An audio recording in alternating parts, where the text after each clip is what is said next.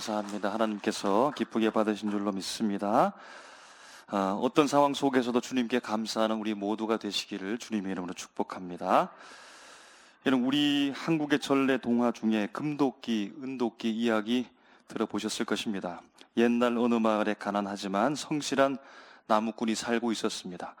하루는 나무꾼이 산에서 나무를 하다가 그만 실수로 자신의 쇠도끼를 연못 깊은 곳에 빠뜨리고 말았습니다. 너무나 슬퍼하고 울고 있는데 나무꾼 앞에 산신령이 나타났습니다. 산신령이 금도끼, 은도끼 차례대로 보여주면서 이 도끼가 내 도끼냐라고 물었습니다. 나무꾼은 정직하게 아닙니다. 제 도끼는 쇠도끼입니다 라고 말했습니다. 산신령이 그의 정직함에 감동해서 금도끼도 주고 은도끼도 주고 찾던 쇠도끼도 주었더라는 겁니다.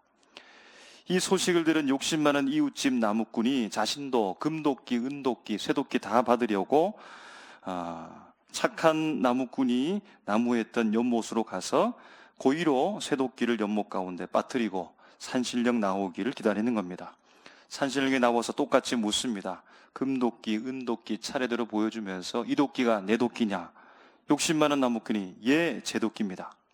거짓말인 줄 알고 산신령이 아무 도끼도 주지 않고 사라졌다는 겁니다.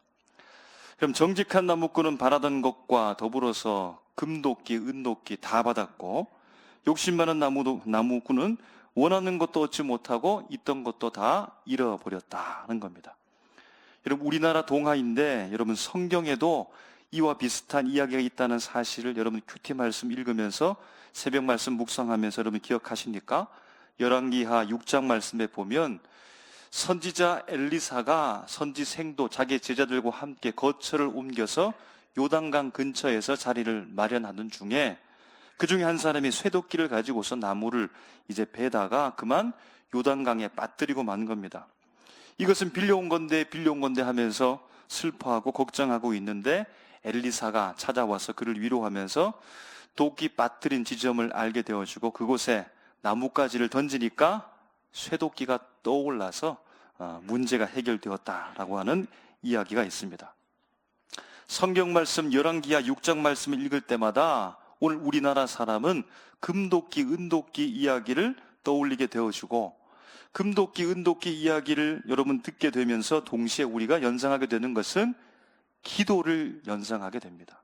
나도 저 선한 나무꾼처럼 우리 성경과 마치 조합되는 것처럼 간절한 마음으로 하나님 앞에 구해서 하나님께서 응답해서 내게 금도끼도 주고 은도끼도 주고 내가 원하던 쇠도끼도 받았으면 좋겠다.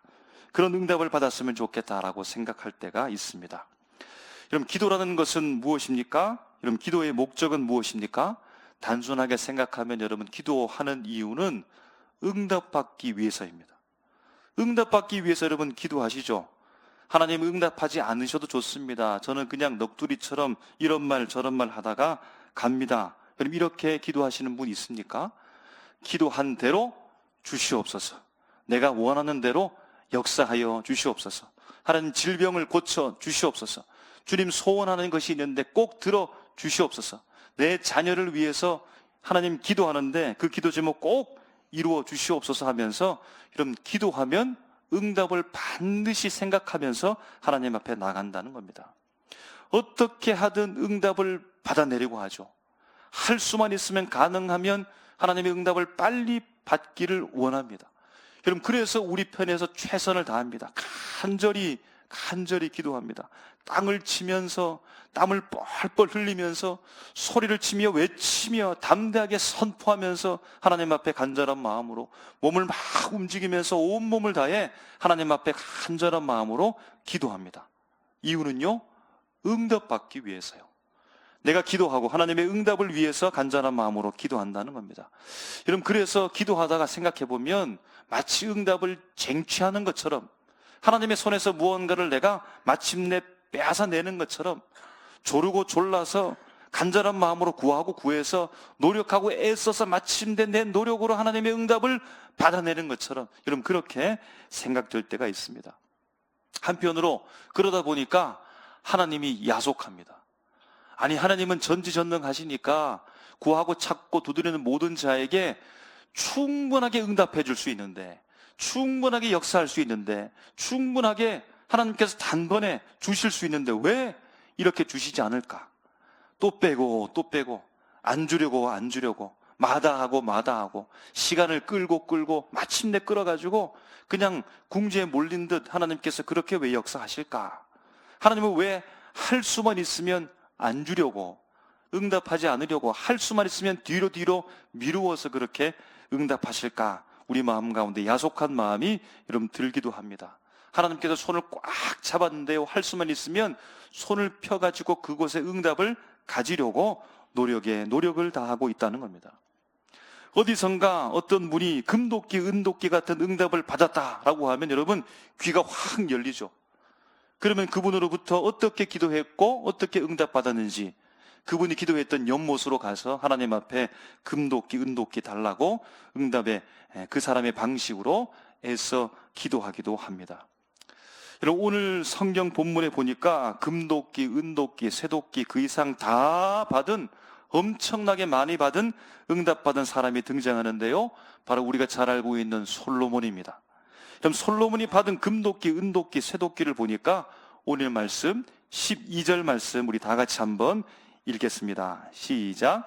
내가 내 말대로 하여 내게 지혜롭고 총명한 마음을 주노니 내 앞에도 너와 같은 자가 없었거니와 내 뒤에도 너와 같은 자가 일어남이 없으리라. 아멘. 하나님이 솔로몬에게 금도끼, 은도끼 어떤 것을 주었습니까? 지혜를 주고 총명을 주고 세상 전후, 너가 살았던 전후에 한 번도 이런 은혜를 받지 못한 놀라운 복을 받는 복의 복을 그에게 주었습니다. 또 13절도 우리 한번 다 같이 읽겠습니다. 시작. 내가 구하지 아니한 부귀와 영광도 내게 주노니 내 평생의 왕들 중에 너와 같은 자가 없을 것이라. 아멘. 그럼 더불어 부귀와 영광도 그에게 주었다는 겁니다. 여러분, 솔로몬과 같은 이러한 복, 이러한 기도의 응답을 받기를 원하십니까? 여러분, 그런데 한편으로는 조금 조심스러워지기도 합니다. 왜냐하면 혹시 내가 잘못 구했다가 욕심 많은 나무꾼이 되어져서 아무것도 가지지 못한 사람이 되지 않을까? 그렇게 겁이 나기도 합니다. 금도끼, 은도끼, 쇠도끼 다 받도록 어떻게 하면 잘 기도할 수 있을까? 하나님 앞에 어떻게 기도하면 주님께서 내게 그 모든 것들을 다 줄 수 있을까? 여러분, 또 한 가지 우리의 속마음, 하나님께서 솔로몬에게 구하지 아니했던 부귀와 영광도 주었는데 하나님께서 어떻게 내게 부귀와 영광도 나도 그렇게 받고 싶은데 어떻게 하면 될까? 기어코 움켜진 하나님의 그 두 손을 활짝 펴게 하고 싶습니다. 여러분, 솔로몬의 아버지 다윗이 30세에 왕이 되어져서 헤브론 땅에서 7년 6개월 동안 통치하고 예루살렘 이제 전체 이스라엘 백성의 왕이 되어져서 33년간 통치하여 총 40년간 나라를 다스렸습니다. 그럼 그 다음으로 그의 아들 솔로몬이 왕이 되었는데요, 사실 왕으로 등극했지만 그 과정은 조금 순탄하지 않았습니다. 솔로몬의 형 아도니아가 스스로 왕이 되려 했고 솔로몬이 왕이 되는 것에 대해서 반대했던 세력들이 있었기 때문에 그 부분들을 정리하고 마무리하기 위해서는 시간이 다소 필요했습니다. 어쨌든 하나님의 은혜로 말미암아 모든 것이 다 정리되어지고 이제 솔로몬이 다스리는 나라, 견고한 나라로 그렇게 진행하고 있던 차에 솔로몬이요, 하나님께 하는 한 행위가 있습니다. 그것이 바로 제사입니다. 솔로몬의 업적 중에 성전과 왕궁을 지었던, 건축했던 일들이 있는데요, 사실은 아직 성전이 완공되지 않았기 때문에 성전에서 제사하지 못하고 산당에서, 곧 넓은 산당에서 제사를 하는데요, 그곳이 우리가 들었던 기브온 산당이라고 합니다. 기브온 산당 넓은 지역에서 솔로몬이 하나님 앞에 1000번제 제사를 드립니다. 여러분, 1000번제는 제사 규정에 따로 있었던 것은 아닙니다. 솔로몬이 그가 생각하기에 내가 왕으로서 하나님 앞에 최선의 제사를 드리겠다라고 하는 그 마음으로 하나님 앞에 제사했던 것으로, 그것이 바로 1000번제인 것으로 보여집니다.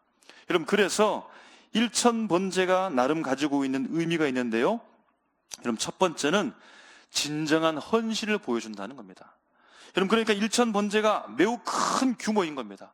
큰 규모의 제사로 솔로몬이 하나님 앞에 이처럼 헌신하고 하나님을 경외합니다라는 사실을 나타내고 보인다는 겁니다.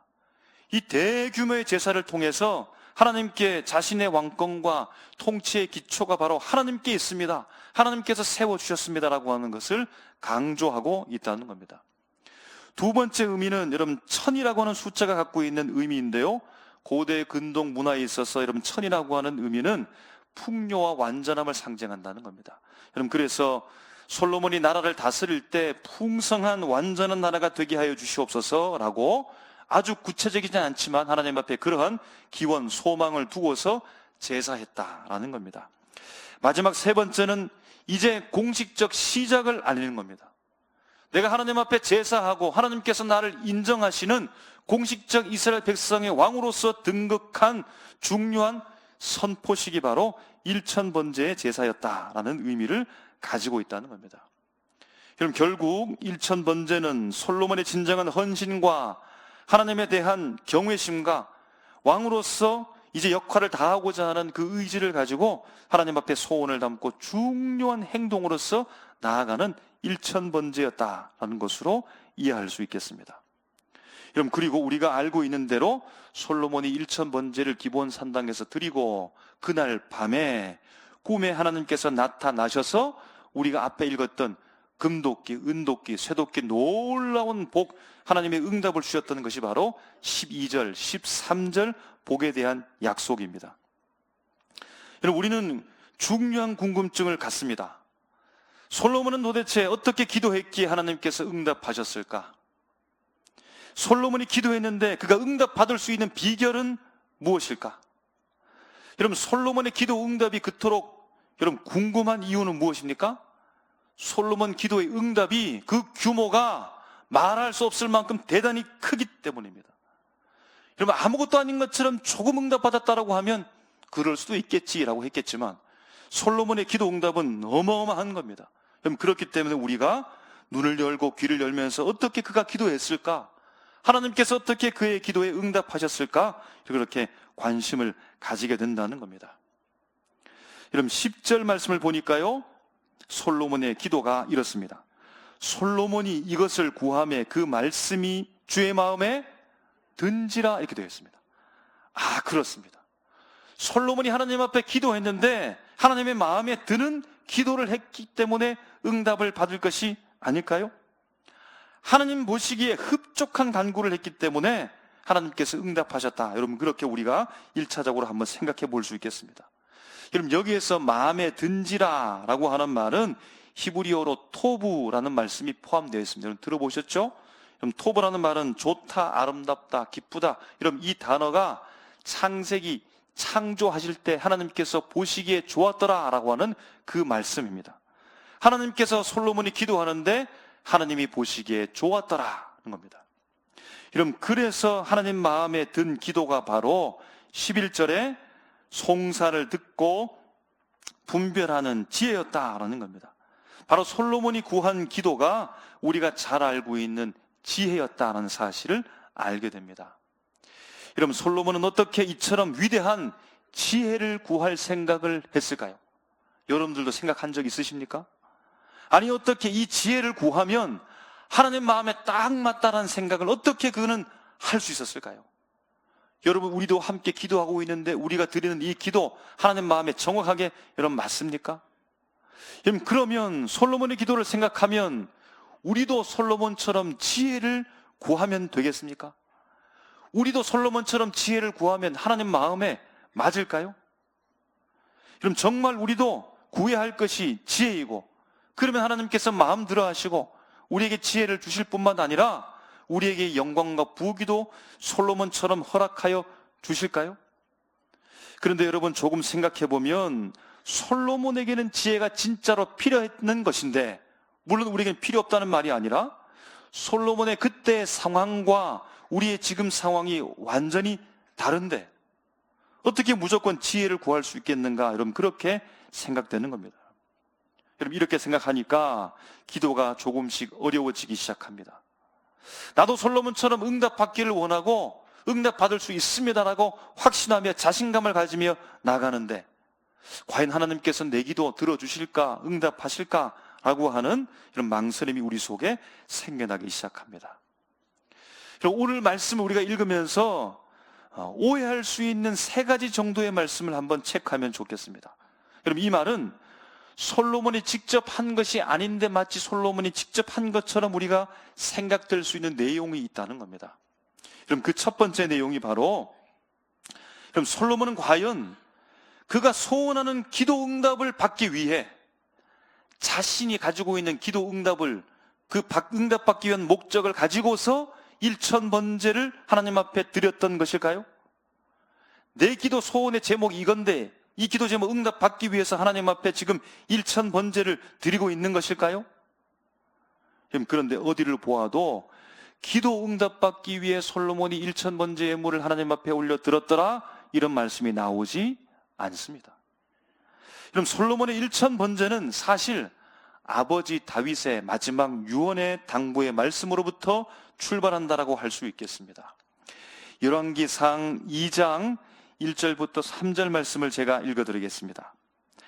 다윗이 죽는 날이 임박하매 그의 아들 솔로몬에게 명령하여 이르되, 내가 이제 세상 모든 사람이 가는 길로 가게 되었노니 너는 힘써 대장부가 되고 내 하나님 여호와의 명령을 지켜 그 길로 행하여 그 법률과 계명과 율례와 증거를 모세의 율법에 기록된 대로 지키라. 그리하면 내가 무엇을 하든지 어디로 가든지 형통할지라. 아멘. 이제 하나님의 부르심을 받고 40년 동안 통치 그 마지막을 마치며 하나님의 부르심 받기 직전, 조상들이 다 가는 길로 가기 직전에 솔로몬 아들, 이제 왕이 될 그 아들을 향하여서 다윗이 유언했다는 겁니다. 그럼 그 말씀을 들은 솔로몬이 두렵고 떨리는 마음으로 하나님께 충성하고 그 명령을 지키며 살겠다라고 하는 다짐의 마음을 가지고서 1000번제를 하나님 앞에 드리고 있다는 겁니다. 그럼 그러니까 지혜를 구하기 위한 직접적 이유가 솔로몬 1000번제 그 동기에 포함되어 있지는 않다라고 볼 수 있다는 겁니다.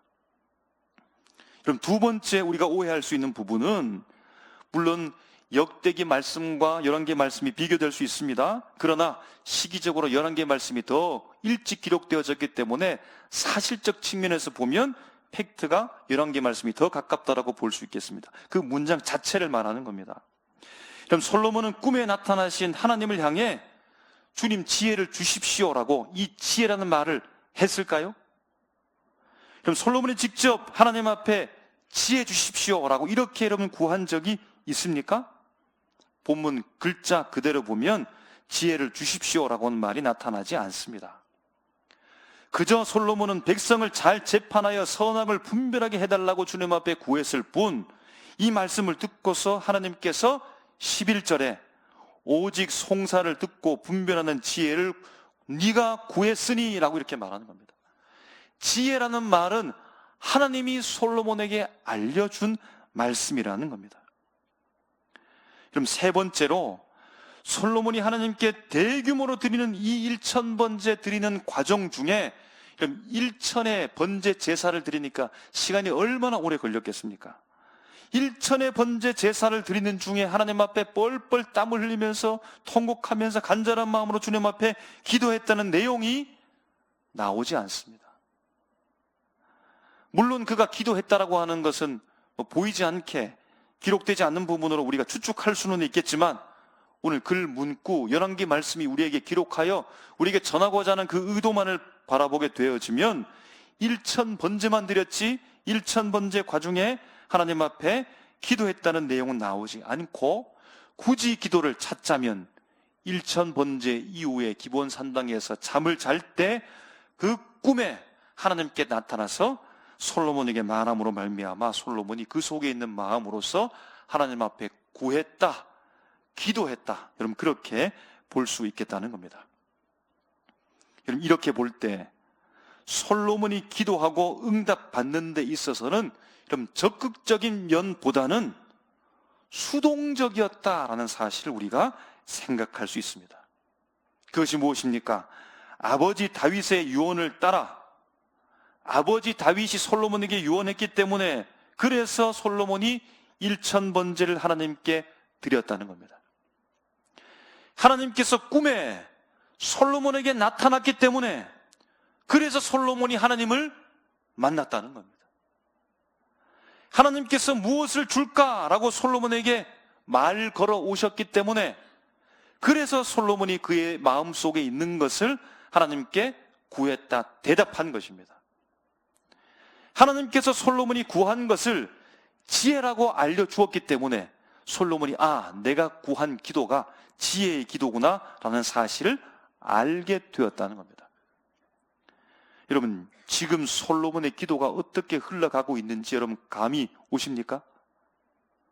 아버지 다윗으로부터 들었던 그 유언에 대하여 순종해 하나님 앞에 그가 할 수 있는 최선의 모습으로 제사 곧 예배를 드리며 하나님을 만나고 하나님께서 그를 인도해 가시고 있다라는 겁니다. 순종을 통해 예배를 드릴 때 하나님께서 솔로몬을 만나시고 솔로몬에게 말씀하시고 솔로몬에게 바른 기도로 인도하시며 바른 것을 구할 수 있도록 이끌어내시고 마침내 솔로몬의 마음과 입술로 주님 앞에 고백하게 하시며 가장 좋은 곳으로 그에게 응답해 가시고 있다는 겁니다.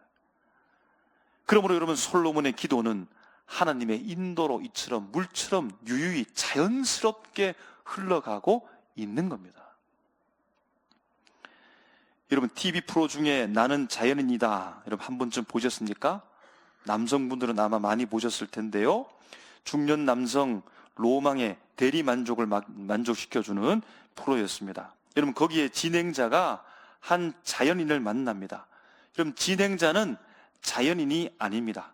그런데 하도 많은 자연인을 만났기 때문에 어느 정도 자연인에서 살아갈 수 있는 방법도 알며 산나물, 약초, 여러 가지 일들에 대해서 그가 이전보다는 더 많은 지식을 가지고 있습니다. 여러분, 그런데 자연인과 비교하면 그 실력이 미치지 못합니다. 이런 프로그램을 위해서 단회적으로 그가 방문하고 또 감탄하면서 자신이 감탄했던 이 내용들을 시청자에게 소개하는 것으로 그냥 그렇게 하고 나올 뿐이지, 그는 자연인이 아니라 진행자, 일반 사람입니다. 여러분, 그런데 이 일반인 진행자가요, 그날 자연인을 만나고 산삼을 캡니다. 산삼을 캐고 깜짝 놀라는 겁니다. 신봤다. 신만이의 심정이 이렇구나 라고 깜짝 놀라며 감탄하는 겁니다. 아니, 어떻게 여러분, 이 사람이 자연인도 아닌데 신만인도 아닌데, 아니 일반인인데 어떻게 산삼을 캘 수 있단 말입니까? 그것도 수월하게 단시간 내에 어떻게 산삼을 발견할 수 있단 말입니까? 여러분, 이 소식을 듣고서 옳거니 우리도 산삼을 캐러 가야지. 여러분, 그렇게 하면 우리가 산삼을 캐기 위해서 이 진행자를 만나러 가야 될까요? 이 진행자에게 배우러 가야 될까요? 여러분, 이 진행자가 말하는 산으로 가면 될까요? 누구나 함부로 캘 수 없는 이 산삼을 캘 수 있었던 비결이 무엇입니까? 여러분, 그 비결은 이 진행자에게 있었던 것이 아니라 거기 살고 있는 자연인에게 있었던 겁니다. 진행자에게 배울 수 있는 단순한 것은 그가 자연인을 찾으러 갔다는 것이고, 자연인을 만났다는 것이고, 그 자연인이 알려주는 산으로 갔다는 것이고, 자연인을 따라서 산삼이 있을 법한 그곳에 낙엽을 걷어내고 얇은 흙을 파보았다라고 하는 것을 우리가 배울 수 있으면 배울 수 있습니다. 여러분, 솔로몬이 누구도 하기 힘든, 곧 하나님의 마음에 드는 기도를 할 수 있었던 비결은 무엇입니까? 아버지 다윗의 유언을 따라 제사하고 하나님을 거기에서 만났기 때문입니다. 솔로몬이 누구도 쉽게 받지 못하는, 곧 자기에게 꼭 필요한 지혜를 받을 수 있었던 비결은 무엇입니까?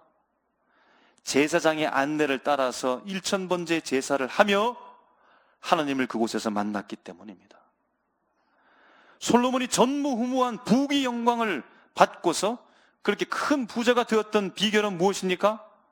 하나님을 만났기 때문이고, 친히 솔로몬의 필요를 아시는 하나님께서 그에게 응답하시고 더불어 풍성한 은혜를 선물처럼 그에게 주셨기 때문입니다. 사랑하는 삼일교회 성도 여러분, 1000이라고 하는 이 규모를 보지 말고 솔로몬이 할 수 있었던 하나님을 향한 최선, 그가 할 수 있었던 최고의 정성을 보시기 바랍니다. 여러분, 솔로몬이 기도했던 기가 막힌 그 기도 제목을 여러분 보지 말고, 솔로몬이 하나님 앞에서 어떤 사명을 가지고 어떻게 그가 인식하고 살았는지 여러분 그 지식을 보시기 바랍니다. 여러분, 솔로몬이 무엇은 구하고 무엇은 구하지 않고 어떻게 했으며 라고 하는 그 선택에 주목하지 말고, 아직 새 속에 물들지 않은 하나님을 향한 순수한 마음을 여러분 바라보셔야 됩니다. 여러분, 이러한 순수한 열정과 자기 이해, 하나님을 향한 마음으로 그는 하나님께 나아갔고, 하나님은 솔로몬을 만나셨으며 그에게 아름다운 응답을 허락하여 주셨다는 겁니다. 여러분, 우리도 상담받을 때가 있죠. 누군가를 만나서 이야기할 때가 있죠. 고민을 가지고 주님 누구를 만날 때 여러분 어떻게 됩니까? 상담을 하게 되어지면, 이야기하게 되어지면 내가 몰랐던 나의 길이, 걸어왔던 길이 보이기도 하고, 내가 앞으로 어떻게 가야 될지 그 길이 보이기도 하는 겁니다. 여러분, 그러므로 말미암아 하나님을 만날 때 하나님을 통해 솔로몬은 자신이 어떻게 살아가야 될지가 보이는 겁니다. 내게 정말로 필요한 것이 무엇인지 보이게 되는 겁니다. 바로 하나님을 만날 때 여러분 우리의 기도의 제목이 보이게 되는 것이고, 내가 하나님 앞에 무엇을 정말로 필요 있게 구해야 되는 것이고, 어떻게 살아가야 되는 것인지 알게 되며, 바로 그것이 하나님 마음에 드는 기도가 되어더라, 하나님 마음에 합하였더라, 그리고 응답받는 기도가 된다는 겁니다. 사랑하는 성도 여러분, 기도는 또한, 기도 응답은 하나님과의 만남으로부터 자연스럽게 시작된다는 사실을 오늘 말씀을 통해 우리가 알게 되어집니다. 자연스럽게 기도 제목을 알게 되는 겁니다. 솔로몬이 그 일을 우리에게 보여주셨습니다. 하나님을 만남으로 말미암아 어떻게 기도가 이루어지는지를 우리에게 보여주고 있습니다. 하나님을 만날 때 바른 기도를 할 수 있습니다. 꼭 필요한 기도를 할 수 있습니다. 하나님 마음에 합한 기도를 할 수 있습니다. 여러분, 그 기도에 하나님께서 응답하는 기도가 된다는 사실을 여러분 기억하시고, 솔로몬처럼 그로부터 기도를 배우고 하나님을 만나며 하나님 앞에 간절한 마음으로 마음에 맞는 기도를 함으로 응답받는, 하나님의 복을 누리는 우리 모두가 되시기를 주님의 이름으로 축복합니다.